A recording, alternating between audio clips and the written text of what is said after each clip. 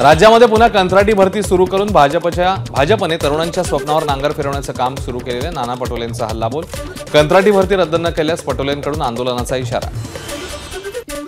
कोल्हापुरात संजय मंडलिक आणि सतेज पाटील समर्थकांची बॅनरबाजी. खरे दादा म्हणून संजय मंडलिकांचे तर सतेज पॅटर्न म्हणत पाटील समर्थकांनी लावले बॅनर. शरद पवार पक्षाचे खासदार सुरेश म्हात्रेंनी सागर बंगल्यावर जात देवेंद्र फडणवीसांची घेतली भेट. सुरेश म्हात्रे भिवंडी लोकसभा मतदारसंघातले खासदार.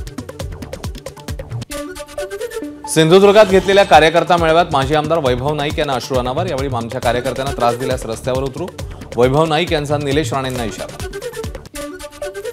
मुंबई बडोदा द्रुतगती महामार्ग निर्मितीचा वाद चिघळला. पैसे न देताच शासनाकडून जमीन संपादनाचं काम सुरू असल्याचा शेतकऱ्यांचा आरोप.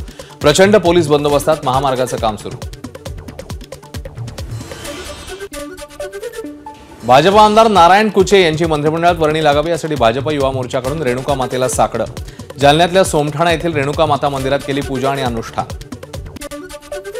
छत्रपती संभाजीनगरमध्ये हिंदू नागरिकांवर होत असलेल्या अत्याचाराविरोधात ठाकरे गटाचं आंदोलन. बांगलादेशचा झेंडा पायदळी तुडवत नोंदवला निषेध.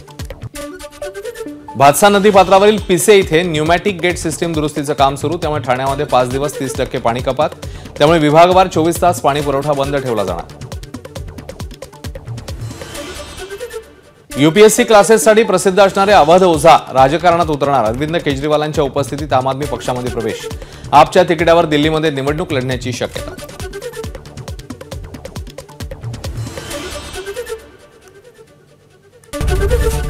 एबीपी माझा, उघडा डोळे बघा नीट.